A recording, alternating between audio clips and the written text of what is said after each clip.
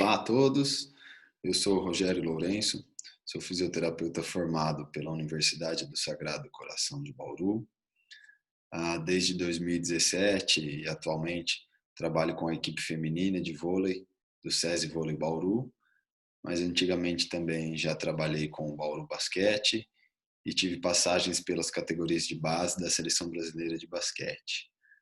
Eu fui convidado pelo pessoal do Centro Acadêmico da Unesp, de fisioterapia, para discutir com vocês sobre a entorse de tornozelo, tá? Mas antes disso, eu gostaria de declarar que eu não tenho nenhum conflito de interesse para esta apresentação, ok? Então vamos nessa. O entorse de tornozelo, a gente sabe que a articulação do tornozelo é a mais frequentemente lesada na vida diária e principalmente nas atividades esportivas, né? E a lesão que mais acomete essa articulação é a entorse de tornozelo. Ela é comumente encontrada e sendo o mecanismo por inversão responsável por 70 a 85% desses casos de entorse. Tá? A entorse de tornozelo é tão frequente que ela é a causa de 10% dos atendimentos totais em pronto-socorro. Tá? No vôlei e no basquete, apresentam-se como esporte, assim, os esportes de maior índice desse tipo de lesão. Então, normalmente ocorre durante uma aterrissagem, após um salto, ou no caso do vôlei, após um bloqueio ou um ataque. Esse entorse é uma lesão aguda, muito encontrada no vôlei, trazendo um pouco mais para a minha realidade, tá? Com incidência que varia entre 15% a 60%. E a maioria das lesões do tornozelo, como eu disse, ocorre durante a aterrissagem, após um salto, decorrente de um bloqueio ou um ataque. 75% dessas lesões envolvem o complexo ligamentar lateral. E aí aqui, ilustrando para vocês a frequência dessa lesão no vôlei, tá? Então nós temos aí a parte de joelho, lombalgia, estiramento e o entorse com 15%. Trazendo um pouco para a anatomia do tornozelo, né? O que mais acomete aí esse entorse? Normalmente aí acomete a sindesmose, a articulação subtalar, né? O osso subtalar, o ligamento deltoide, ligamento talofibular anterior ou talofibular posterior e o ligamento fíbulo-calcâneo. E aí, como mensurar esse grau, né? Então, o grau de lesão varia entre leve, moderada ou grave, né? Essa variação depende do quão danificado está o ligamento ou de quantos ligamentos foram danificados. Tá? Então, nós temos assim, o grau 1 é uma lesão leve, o ligamento com estiramento, sem ruptura, sem lesão, pequeno edema, uma dor leve a moderada, mas o paciente ou o atleta consegue apoiar o peso em cima dessa articulação. Já o grau 2, nós temos uma lesão do talo fibular anterior, mas o fíbulo calcâneo mantém-se íntegro, tá? E temos aí um edema moderado e dor moderada, e já fica mais difícil o apoio de peso sobre essa articulação. No grau 3, a gente tem a ruptura total de ambos ou até de mais ligamentos, né? Um edema difuso importante e uma dor intensa. Não é difícil também as lesões associadas, ou seja, entorse de tornozelo nunca ou raramente vai pegar apenas um ligamento ou apenas um tipo de lesão, tá? Podem aparecer associadas outros tipos de lesões. Então, assim, na parte de lesão óssea, né? Pode ter lesão da parte proximal da fíbula, as fraturas de maléolo, a lesão no processo posterolateral do talos ou no processo anterior do calcâneo, fratura da base do quinto metatarso ou as lesões em navicular e até nos ossos do meio do pé. E aí veremos aqui, ó, entre as fraturas osteocondrais de médio talos, lateral talos e da parte distal da tíbia. Também temos lesões nervosas, né? O fibular superficial é o mais comumente acometido. A parte ligamentar, além dos outros ligamentos que eu falei anteriormente, se tivermos aí um entorse de retropé, podemos ter lesão do ligamento calcâneo cuboide, lesão do ligamento bifurcado ou até do talo navicular.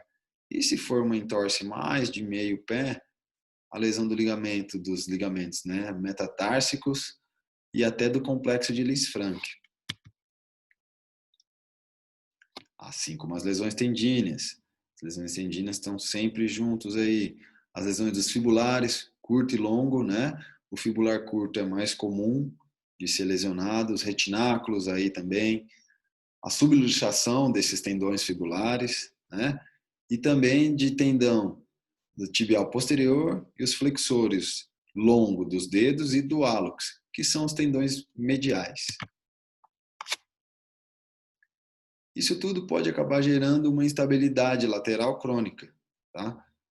Havendo já essa instabilidade, outras lesões além dessas relatadas, outras lesões associadas podem aparecer. Então aqui podemos dar exemplo em outras lesões de nervos, por exemplo, do nervo sural ou do nervo tibial, pode gerar instabilidade dessa sindesmose, na lesão de parte mole, então assim, aquela lesão do impacto anterolateral de tornozelo, na parte óssea, podemos encontrar corpo livre interarticular ou até a parte acondromalácia dessa articulação, enfim, aí cada vez vai ficando pior à medida que vamos tendo episódios recorrentes, tá? E como tratar isso? Legal. Então vamos lá. Primeiro de tudo, acho legal a gente colher essa história, né? Entender qual foi o mecanismo de lesão dessa entorse, observar se há edema, equimose, se o paciente consegue fazer o apoio em cima dessa articulação, enfim. Depois, o exame físico, né? No caso da entorse de tornozelo, a palpação confirma o local da lesão. E aí, assim, temos que ter uma certa cautela, né? Se o paciente tiver com muita dor, se for um quadro agudíssimo, para não fazer essa parte da palpação que vai gerar muita dor e desconforto para ele, segura, vamos fazer a palpação aí uns 4 dias após, de 4 a 7 dias após esse entorse. Logo depois, acho que vem o exame físico ortopédico, que eu elencaria ele como o padrão ouro para sempre fazermos e observar a gaveta anterior e o tilt talar. Tá? Após isso, importante, para grau 1 e grau 2, seguimos ali o Price, né? Uma imobilização, muito legal para melhor satisfação do paciente, gerar menos dor nesse atleta também. O tratamento funcional, né? Buscando restabelecer a função dessa articulação, né? E para um grau 3, para evitar uma instabilidade crônica, ou se já tiver uma instabilidade, realmente teria que ser uma intervenção cirúrgica aí. Bom, falando um pouco da nossa reabilitação, acho muito legal a terapia manual, né? Então, assim, buscando nessa primeira parte da terapia manual, a mobilização desses tecidos moles, tá? Mobilização e manipulação dessa articulação, a drenagem linfática manual, eu acho importante, tudo isso buscando reduzir esse edema, restaurar a mobilidade articular e tentar normalizar essa função. Também faço uso da parte da eletro, as correntes analgésicas, uso também o laser de baixa intensidade, acho muito legal, mas essa terapia manual, nesse primeiro momento e até para frente, buscando restabelecer todos esses objetivos, eu acho de suma importância. Então, assim, gosto muito da parte da terapia manual entrar com a posteriorização do talos em cadeia cinética aberta, exatamente buscando esse ganho de ADM ou a restauração da ADM da dorsiflexão, melhorar essa mobilidade, né? Melhorar essa função dessa articulação, o mesmo pensando na mobilização da tibiofibular, não só distal, mas proximal também, tá? É importante a gente restaurar essa função e manter essa articulação funcional o quanto antes, né? a liberação dessa musculatura, a liberação de ponto gatilho, né? Liberação miofacial, já pensando também num melhor movimento, já pensando nessa reeducação, nesse fortalecimento que irá vir em seguida. Enfim, e aí eu trago aqui para vocês esse artigo científico que ele mostra exatamente o que ocorre após um entorse de tornozelo, né? Então, ocorre diversas modificações de estratégias motoras globais em quem sofreu entorse de tornozelo, tá? Eles avaliaram isso através do Stars Curson Balance Test e eles viram a diminuição nesse desempenho no Stars Curson Balance Test para os membros inferiores, lesionados e não lesionados também. Então, comparando os dois, mesmo que você tenha tido entorse de tornozelo no seu tornozelo direito, né? Essas modificações estratégicas vão englobar também o seu tornozelo esquerdo, o não lesionado. Isso vem mostrar para nós toda a reorganização nos comandos motores centrais após esse entorse do tornozelo. Toda essa reorganização que acontece. E aí, nesse outro artigo, ele mostra para nós exatamente o que a gente já vem fazendo e é uma forma eficaz e segura, né? O treino proprioceptivo. O artigo vem mostrar para nós que o treino proprioceptivo é eficaz na redução da incidência de entorse de tornozelo, tanto em pacientes com histórico já de entorse de tornozelo, né, na reabilitação de pacientes com entorse, tanto quanto, vamos colocar aí na prevenção, os pacientes que não têm histórico ainda de entorse. Então, usar e abusar dos treinos proprioceptivos. Aqui eu mostro para vocês um treino em grupo, né? Uma estratégia proprioceptiva aqui em grupo, num pré-treino. E mais esse artigo que vem falar exatamente sobre o uso de braces, né? De taping, enfim, de tornozeleira ou de esparadrapagem, enfim.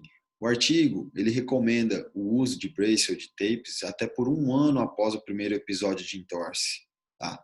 Ele diz o seguinte, que os soft brace e os tapes são medidas efetivas na prevenção de entorse recorrente, né? Prevenindo aí de 50% a 70% dos casos e prevenindo até um primeiro episódio. Legal.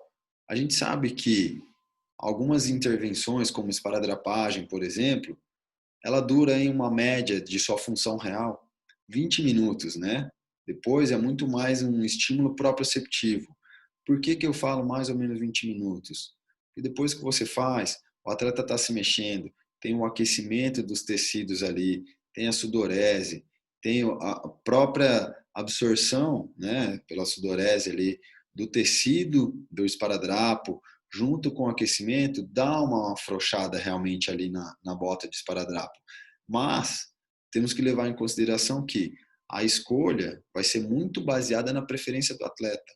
O atleta tem que se sentir bem, confortável e confiante para ele continuar desempenhando o seu máximo.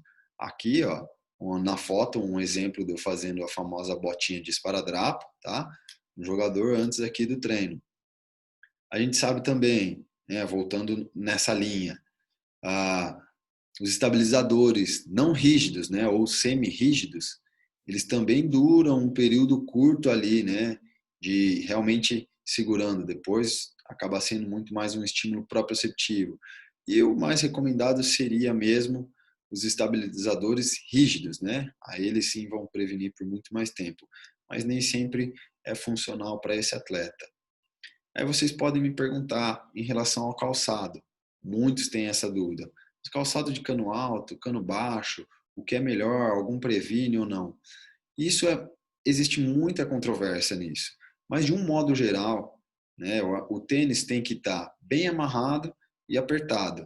E, de forma geral, o treino proprioceptivo é indispensável. Seja para o atleta que tem histórico de entorse ou não, se você quer trabalhar exatamente numa prevenção, que é o que vem agora. Como que a gente vai pensar em prevenir isso? A gente não quer que aconteça isso com o atleta, não quer que o atleta fique fora de jogo, fora de treino, fique parado devido a um entorse. Então, como prevenir? Primeiro de tudo, é traçar um perfil de risco, avaliar esse perfil de risco do atleta, né? Depois, a gente entrar com ações preventivas, seja ela em grupo ou seja ela individual, uma necessidade específica do atleta, ou se você trabalhar especificamente com um atleta, né, com um esporte individual, não um esporte coletivo, enfim. Aí entra numa avaliaçãozinha rápida de tornozelo-pé. Nós temos aqui o longe teste, né? Um teste de ADM de dorsiflexão, importante, fácil de fazer, rápido de fazer. Hoje a gente consegue fazer com o celular, todo celular tem um inclinômetro, ou você pode baixar aplicativos aí de graça no celular e fazer. Então, assim, começar a traçar exatamente esse perfil do atleta, baseado no quê? Nos valores de referência. Os achados menores que 36 graus oferecem risco não só para a articulação do tornozelo, mas para a articulação do joelho. Por quê? Porque está associado diretamente com tendinopatia patelar e com o valgo dinâmico do joelho. Aumento da demanda nesse joelho devido à diminuição da ADM de dorsiflexão, né? Você tem menos absorção de impacto nessa articulação. Quem vai absorver mais? A articulação próxima, que está acima, tá? Então, os achados entre 36 e 45 graus é um risco moderado. Aí você teria que ter outros fatores avaliando para ver se não é só essa parte de ADM de dorsiflexão. E se a gente achar de 45 ou maior do que 45 graus, é o esperado. Outra coisa importante, né, de levarmos em consideração é a simetria. Né? Se for acima de 5 graus entre membros, também é um risco que a gente tem aí que levar em consideração. Passando um pouco para outros testes funcionais. O Y-teste é um teste importantíssimo, pode ser usado como treino também para reabilitação, porque é um teste preditor de lesão em membro inferior, ele consegue identificar a instabilidade crônica de tornozelo e também existem algumas maneiras, né, fáceis de fazer. Então, assim, é uma variação do Stars Curson Balance Test, né, o Y-teste testamos apenas 3 direções, e, como eu mostro aqui, se você não tiver todo o aparato específico, comprar pronto, não tem como, é muito fácil de fazer. Você faz aí com goniômetro e fita métrica, como tem mostrado aqui na figura da esquerda. Então é importante, após a nossa avaliação no Y-teste, né, o score composto não pode estar abaixo de 94%, senão o seu paciente apresenta algum tipo de risco de lesão desse tornozelo, né, ou de instabilidade. E, mais uma vez, tomando cuidado com as assimetrias. Maior do que 4 centímetros entre os membros aí também representa risco. E a gente chega, após essa breve pincelada, aí, aos critérios de retorno, né? O que eu tenho que levar em consideração para falar, colocar o atleta de volta a treino, colocar o atleta de volta a jogo? Então, assim, mais importante, primeiro de tudo, esse atleta ou esse paciente tem que ter ausência de edema e ausência de dor. A amplitude de movimento tem que estar restaurada. Ele tem que ter coordenação e o controle sensório-motor compatível com a atividade esportiva que ele faz. Importante, parte muscular, força, potência e resistência desse músculo restaurado. Capacidade cardiopulmonar dele tem que estar em dia. Condição psicológica, ótimo. Tem que estar também confiante. Tem que estar preparado. Se o atleta não tiver com confiança para voltar, tiver com um pouco de medo ainda, não vale a pena colocar ele nesse risco. E também outra coisa que não podemos falar, deixar de falar, né? A aptidão nos testes funcionais. Se ele não passar nesses testes, não atingir os scores planejados, né? Aí também não podemos voltar ele ainda. Regride um pouco, treina mais um pouco, dá uma melhor condição para ele antes de voltar. Ok? Bom, isso é o que eu tinha para falar para vocês. Eu espero ter ajudado. Fico aqui os meus contatos. Estou aberto aí a ajudar no que for possível, tirar dúvidas. Enfim, quem quiser conhecer um pouco mais a fundo o trabalho, entre em contato comigo. Eu deixo meu agradecimento a todos aí Meu muito obrigado.